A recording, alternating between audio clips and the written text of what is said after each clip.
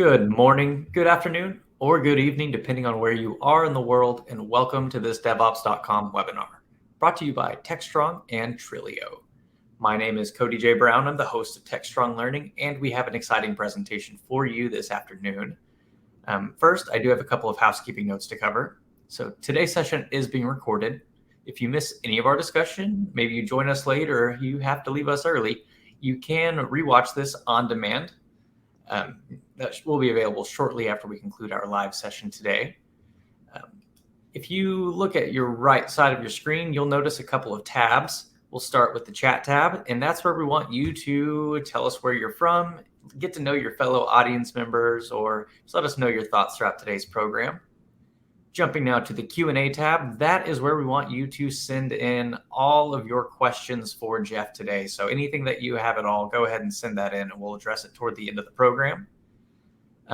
We do have a poll throughout, or a couple minutes into this program, so keep an eye out for that, as we do want your participation.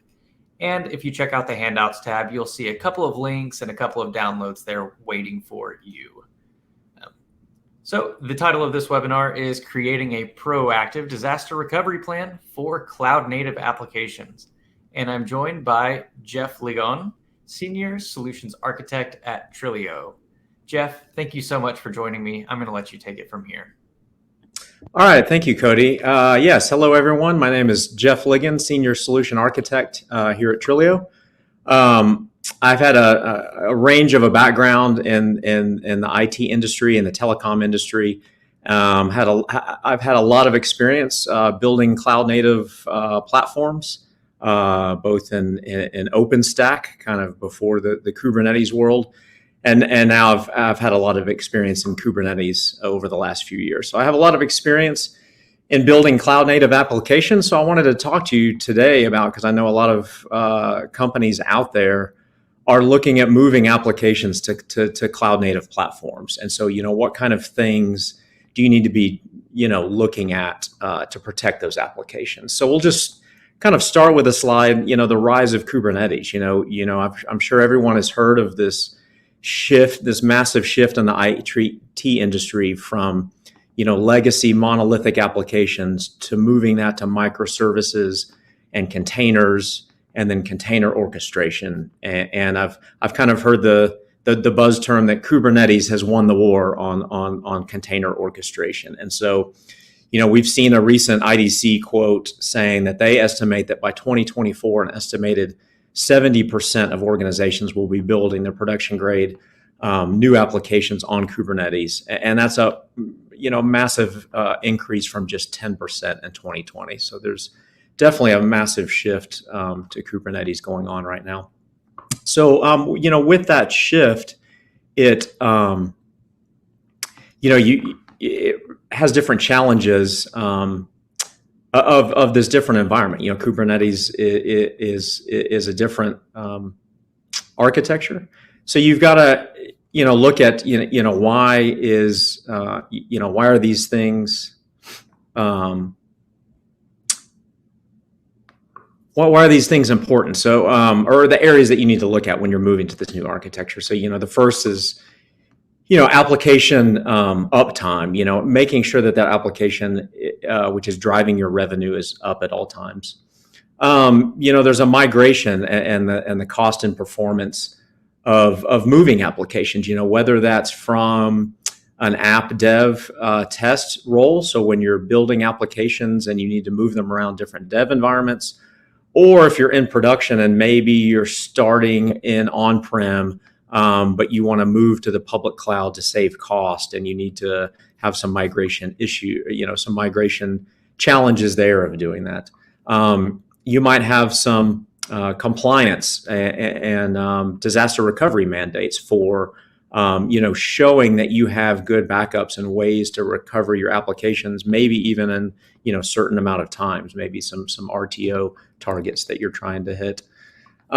You might have some service level agreements, either within your own company or maybe with other companies. You might have agreements for, various uptime agreements, maybe some RTO agreements, ensuring that application is up and running at all times, and then recovering in a good amount of time, and then quickly, bouncing back from outages or ransomware attacks.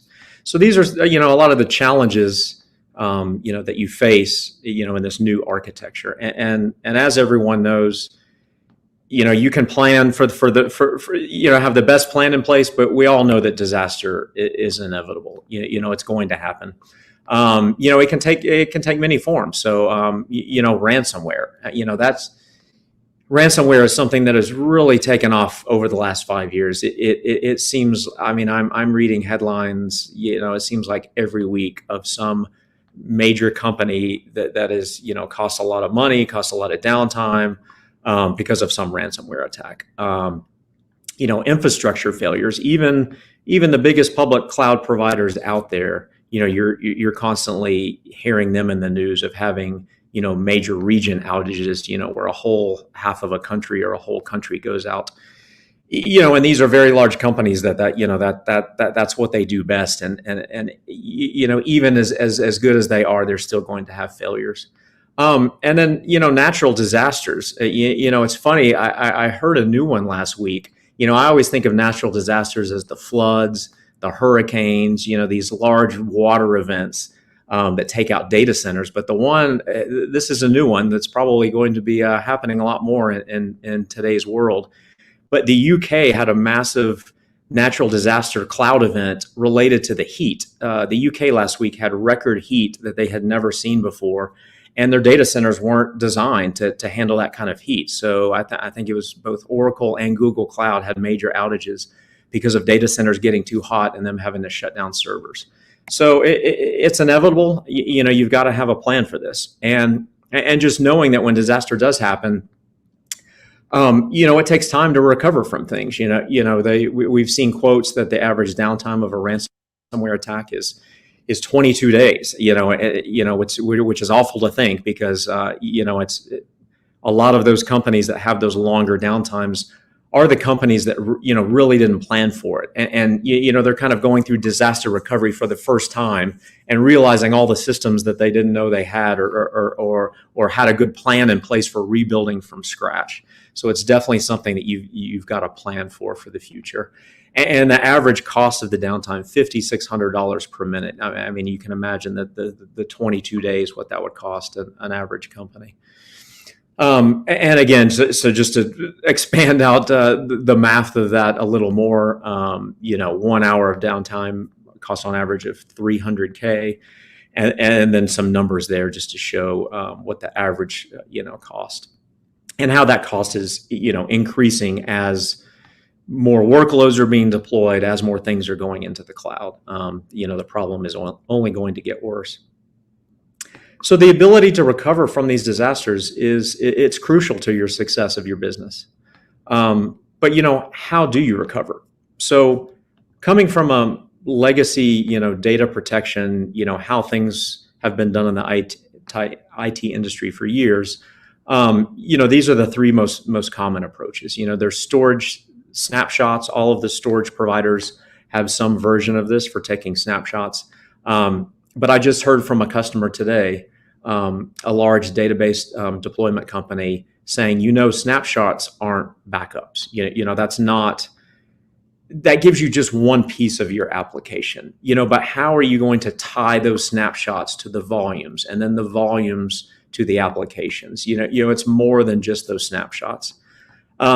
There's traditional data protection technology. So, there's data protection technology for bare metal servers, for virtual machines, but that's kind of based on the infrastructure. It's based on these server hard drives. It's based on, again, storage volumes of VMs, and a lot of times those are snapshots. But again, it's not tying the application together. When you get to Kubernetes, your application is being spread across, random numbers of worker nodes. So, what infrastructure, do you need to back up? Because, when things are happening so dynamically. So traditional data protection just doesn't work in the new Kubernetes world that we're moving to. And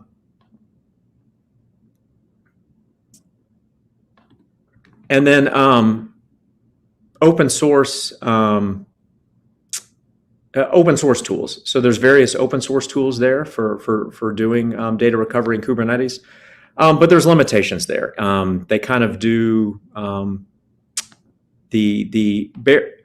I'm sorry. Cody was prompting me. We actually had a poll for this that Cody was going to pop up to see what what you are using out there today.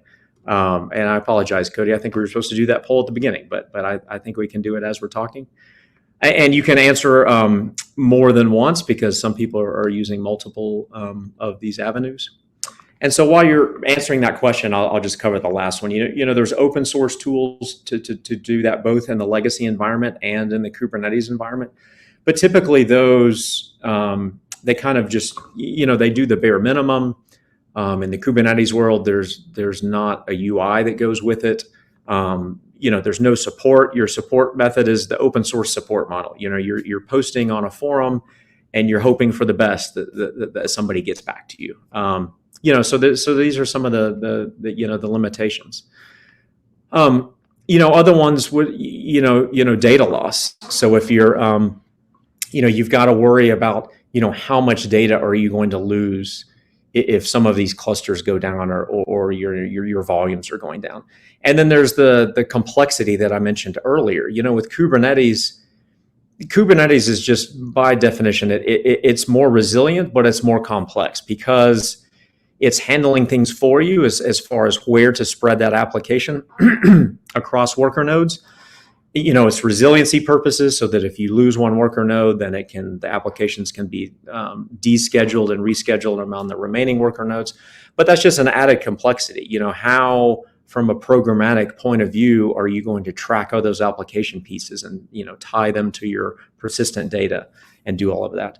And then with that is the service downtime and the time to restore. So, with added complexity, it just adds to the time that it's going to take you to put all these pieces together and get things running quickly again.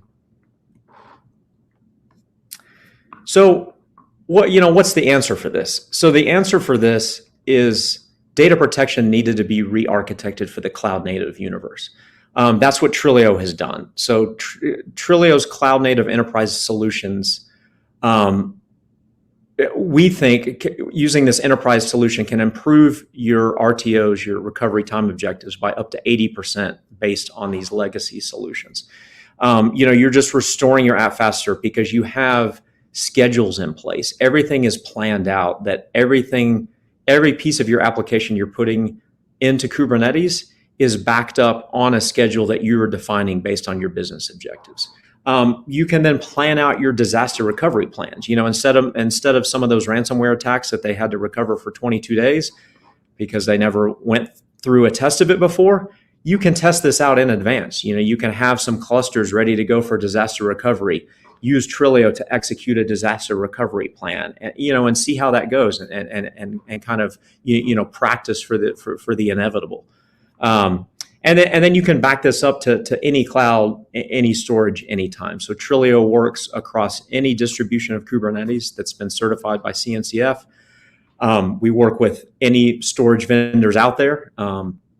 And so really, whether you're on, no matter where you are in your cloud journey today, whether you're still on-prem, using some storage companies there, or if you're thinking or already moving to the public cloud and using what's provided with the public cloud providers, or even if you're doing a mix of the two, Trilio can support you in any of these environments. So, what are the benefits of, having this faster time to recovery? So your customers, at the end of the day, we all have customers who whoever that is, external customers, internal customers, and downtime is the killer of the user experience of these applications. It can be the killer of the business. So, how do you limit that downtime so that when customers are interacting with your applications, they're always there all the time? And then the next item is your reputation. When the outages get large enough, it's not just one or two users or tens of users. You can have these major outages that affects thousands of users. That brings the attention of the media. Your company is in the news, And now potentially that reputation is hurting you from getting new customers in the future because, they hear that this company's had a lot of major outages. Maybe I'm not going to try out that new company's product. And so the last one is your revenue. You could almost tie the first two, your customers plus your reputation equals your revenue. Keeping your customers happy and not deterring new customers from coming to you by your reputation, this all equals money into your business. So it's a way of thinking about backup and data protection from an ROI perspective. There's real dollars you can assign to having a good data protection plan in place. So how do you recover an entire site from a disaster with Trilio? So Trilio is multi-tenant, agentless, and self-service. Multi-tenant, there could be many different groups sharing a cluster. There could be many teams with many clusters. Trilio helps you manage multiple clusters from one interface. It's also agentless. I would also mention in that same, agentless meaning it's not reducing the performance of your application in any way. There's no kind of sidecar container that's running on the side. And then I'll also mention kind of along those same lines that it's non-disruptive. So, you're not taking, hey, we only have a backup window at 4 a.m. because we don't want to disrupt the application. Trilio is non-disruptive in the backup. So you can take the backups at whatever time of day you want. It's also self-service. So, gone are the days where, hey, only the storage admin has the ability to take backups or recover from disasters. So we designed Trilio to be self-service so that anyone all the way from a development team to a manager, all the way down to the storage admin, everyone has access potentially, and this is all controlled through roles that can be assigned by the admin. But potentially everyone can have access to do backups and recoveries of their own applications, depending on how your business sees fits for those different roles.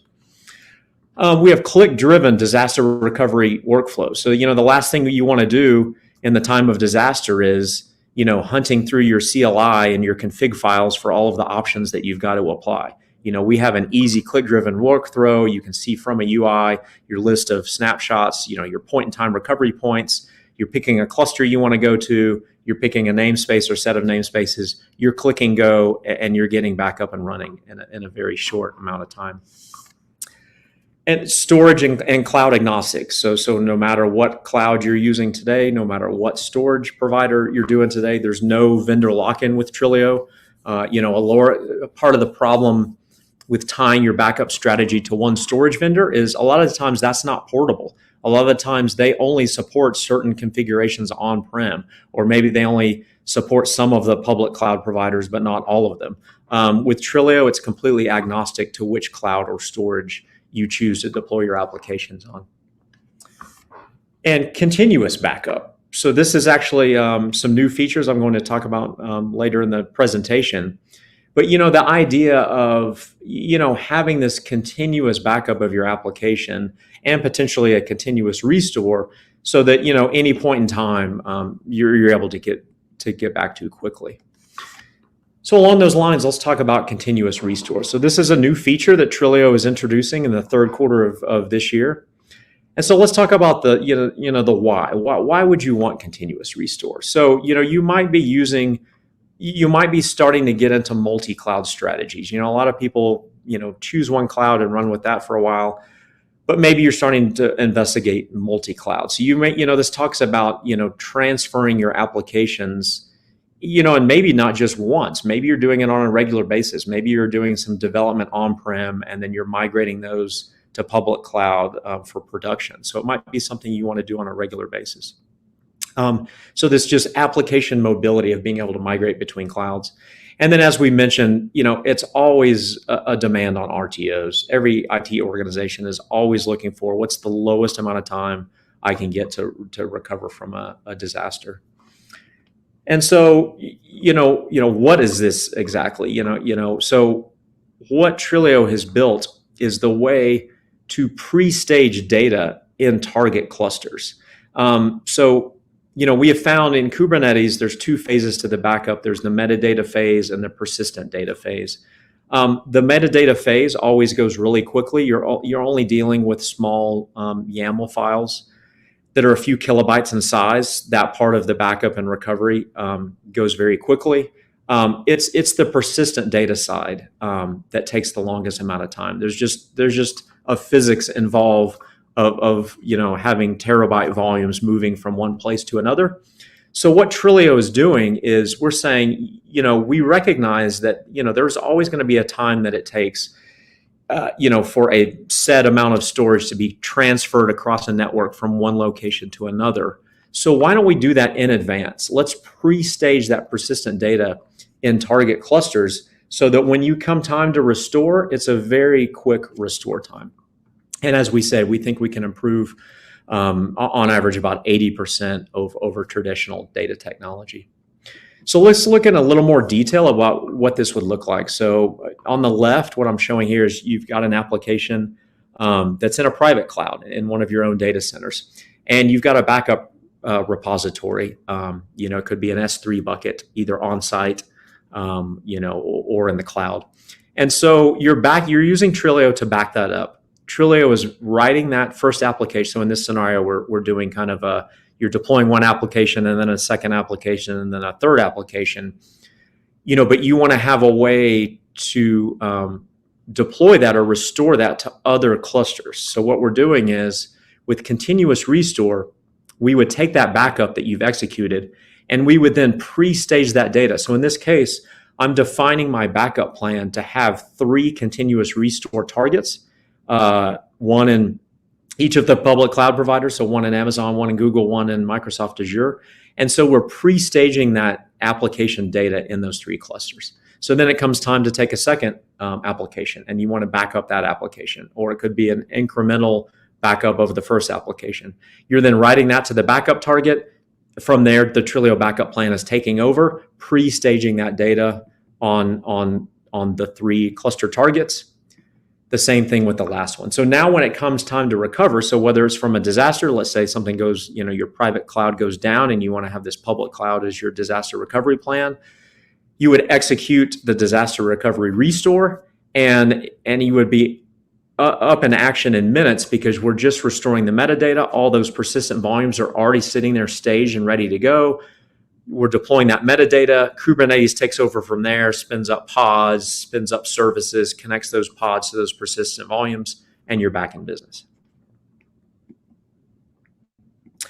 So this is what the Trilio interface looks like. So just at a high level, this is our multi-cloud management console. So on the left is a list of your clusters that you're managing. In the middle are your namespaces in whatever cluster you have selected. It's also giving you a visual indication of whether that's been protected or not. And on the right side is just more details about that. So with Trilio, we are supported on any CNCF certified distribution of Kubernetes. We've actually gone the extra length though of working with the big guys out there. So the Red Hat of the world, Red Hat, SUSE Rancher, VMware. We've worked with these companies to be certified on their platforms. So what does that give you? It gives you, number one, peace of mind that this is a true enterprise class solution. It's a very rigorous program that we go through with each of these companies. And then also an ease of installation so that all of these companies have Kubernetes marketplaces that you can go browse for applications, and it's really just a one button install to get Trilio installed into your Kubernetes cluster. Really easy to use. As I mentioned, any storage. So no matter what company today you're using from a storage point of view, both for the storage inside your Kubernetes clusters that's provisioning those persistent volumes, and the storage that you're storing your backups to. So we do require that supports the NFS or S3 protocols, but other than that, it can be from any vendor. Any cloud. So whether you're starting on-prem today, or if you're already moving to or have plans to move to any of the public cloud providers, we can help you on that migration and that data protection of those public clouds. And any application. So we have, no matter how you're deploying your application today, so whether it's through labels, maybe you're using labels today to differentiate your different microservices, Maybe you just want to capture entire namespaces, or maybe you're using some of the advanced things like Helm charts or operators. So Trilio can protect any of those different ways that you're deploying those applications. So again, just Trilio is designed for the cloud as a cloud-native data protection solution. It's agentless, as I said. It's non-disruptive to take backups of these. It's multi-cluster, multi-tenant, and then based within that, you can have different roles too that have different control of what things you can do from a data protection point of view of taking backups and restores. It's self-service, so self-service UI. You're not just having to hunt through the CLI that the storage admin knows how to do. Different people from all different teams can use a very easy to use self-service UI to execute, to set up backups, set up restores, click-driven workflows to do disaster recovery. It's really easy to use. Scalable, so we've built it along the principles of Kubernetes. Kubernetes can infinitely scale, so can Trilio. So there's not any kind of limitation, kind of like in the legacy days of, if you get to a certain number of VMs, you have to add storage appliances to do your backups. Trilio, it's nothing like that. It scales infinitely with Kubernetes.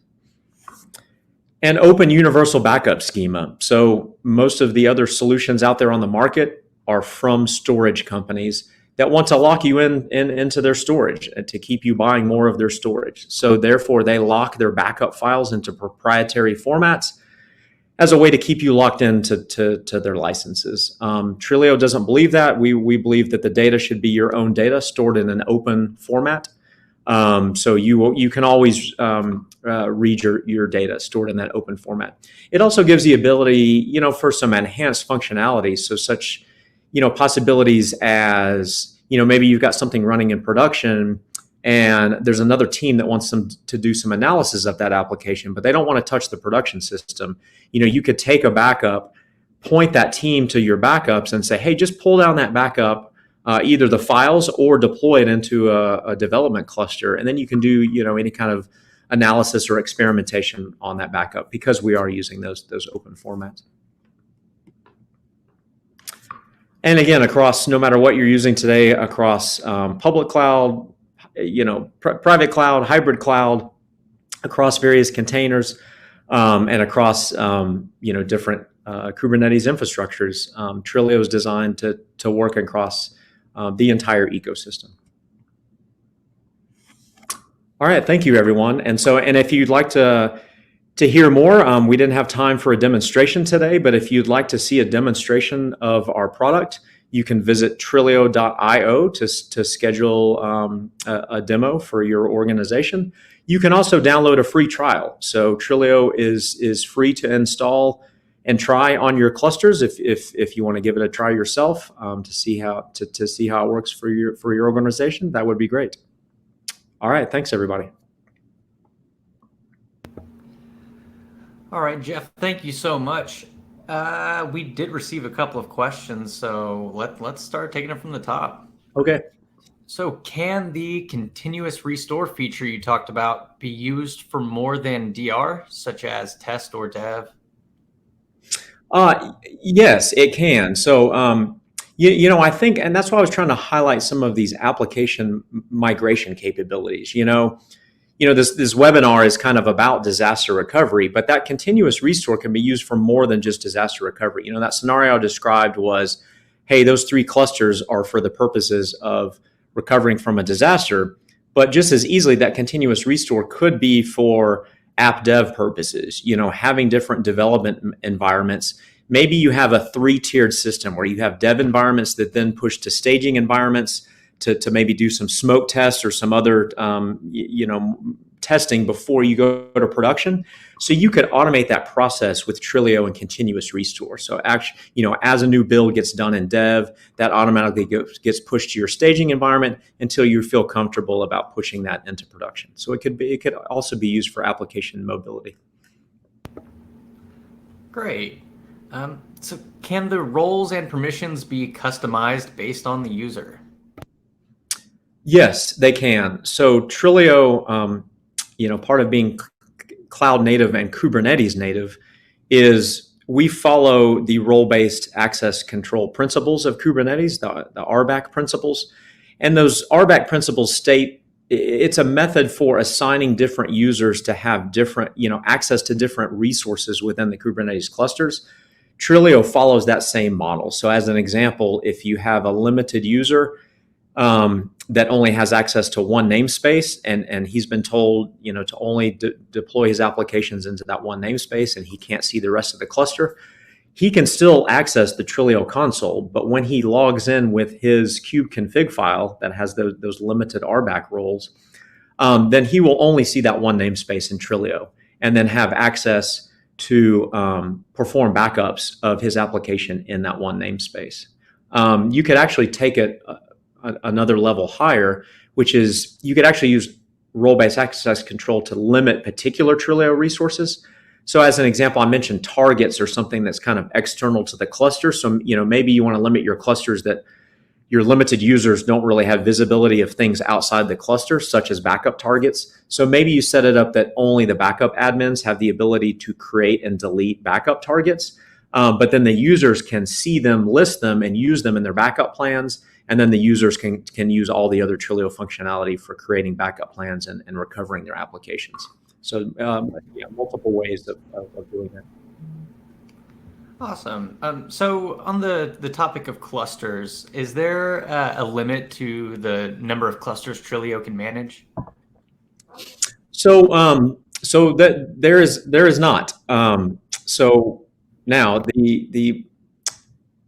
we have foreseen the future on this a little bit. So as I mentioned, our management console allows you to add many clusters to the same console. But we've already tried to imagine, we're having some conversations with customers that are talking about, that's great. Maybe today I'm only managing 5 to 10 clusters. But, there's a lot of companies that are looking at Kubernetes on the edge use cases where in the future they might have thousands of clusters because they're putting, small edge compute Kubernetes nodes in all of their retail locations as an example that we've heard from a number of customers. And so honestly, we've kind of seen the future on this and seen that our current implementation would not work well for that scenario. It would support it. It's just it wouldn't work well in the sense of, just from the standpoint of, scrolling down through 1,000 different clusters. So we're rethinking that approach. And we have thoughts around that for releasing a feature in Q4 or Q1 of next year to really rethink this from a fleet management point of view. So we have some fleet management capabilities on our roadmap that will be coming down the road later on, thinking about that. Great. Thank you, Jeff. So let's kind of zoom out a little bit, and let's say that my cloud provider is down because of an attack. Will my disaster recovery plan have to wait until that provider's back up? So, not if you have properly. So let me say it this way: not if you've had a proper disaster recovery plan in place, which would include having multiple locations. So, meaning if you've put all your eggs in one basket into that one cloud provider, then unfortunately, if that's the only place you have to distribute Kubernetes clusters, then yes. But that's why we're seeing that a lot of customers are exploring these multi-cloud strategies for that very purpose. If a whole Amazon availability zone goes down, what are you going to do? Now, you can solve that by doing multiple availability zones in Amazon. Trilio can help you there to have disaster recovery plans to be distributing your backups to multiple availability zones. Or if you even say, hey, if Azure has had some problems that it's not just an availability zone, it's problems with the login. So you can't even log into your Azure account, and so you can't even do anything. So in those cases, it does make sense to have a disaster recovery plan with a multi-cloud approach. And with Trilio, we can help you with that to say, hey, you can store your backup files in multiple places. So if one goes down, you've still got your backups in another location. And then from the recovery point of view, so if you can't log into Azure because of that recent outage that had a few months ago, hey, I can just restore everything to Amazon. It does require a little bit, work up front to kind of define those disaster recovery plans. But Trilio is the tool that you can use to help you get there and achieve that. Thank you so much. I'm seeing one final question. So to our audience, go ahead and send in any questions that you have at this point, and we're going to ship them over to Jeff, and we're going to dive into them. So this next question reads, what is the main issue of changing disaster recovery platform for an existing business continuity plan? Of changing a DR plan. I'm not sure if I understand that. The main issue of changing a DR platform, business continuity plan. I mean, I think maybe where you're going with that is if you have a business continuity plan, why would you want to if you have certain governance rules in place for that plan, then why would you change that? I'm sorry, I'm not sure if I really understand that question. If somebody can, if they want to retype the question in a different way, maybe to elaborate on that, I feel free to, or I'd be happy to give another go at that question. Sure. And while we wait for some possible clarification on that, I'll go ahead and give away a couple of gift cards. And so I'll also remind our audience, send in any questions you have. We've got a couple minutes here. So our 4 $25 Amazon gift card winners. Our first winner is Alexandre S. Our second winner is Starlin S. Our third winner is Lucas F. And our fourth winner is Edward W. So to the 4 of you, congratulations. Please keep an eye on your inbox to claim that gift card. But if that email doesn't make it to your inbox, please check your spam folder.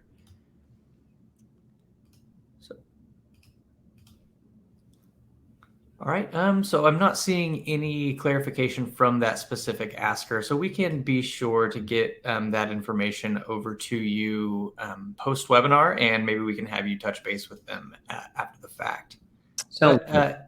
In the meantime, Jeff, is there anything that you'd like to leave our audience with, or any closing remarks? So no, other than just to recap what we've talked about today, in general, we've had a lot of conversations with a lot of companies about their Kubernetes strategy, and it kind of seems like this data protection is something it's kind of last on the list. Teams are so, being so rushed and so, trying to get into this new architecture so quickly, they kind of forget about data protection and data resiliency, and they kind of leave it on the back burner. So I would just encourage you to really think about what was presented today, and think about what would happen to your business if some of these things happened, and are you ready for a disaster if it were to strike? Well, Jeff, thank you so much for joining us today and for sharing all of this. I want to make sure. So before we do close out, I do want to remind everyone that there are handouts available in that handouts tab. So feel free to download those links, download those documents. One of them does include a free 30-day trial, so don't miss out on that. But as a reminder to our audience, today's session was recorded. So following this webinar, you will receive an email with a link to access that recording on demand, or you can simply find it living on the DevOps website at devops.com/webinars, and just be sure to look in the on-demand section. So to Trilio, thank you so much for sponsoring today's webinar. Couldn't have had this webinar without the help and support of Trilio and Jeff and his vast knowledge. To our audience, thank you so much for joining us. We really appreciate the time that you take to spend with us. So we do just want to ask for one extra moment of your time to fill out a brief post-webinar survey that will pop up on your screen as soon as we close this webinar out. But otherwise, we do hope to see you at an upcoming TechStrong Learning workshop or webinar. Everyone have a great rest of your day. And Jeff, thank you once more. Thank you, Cody.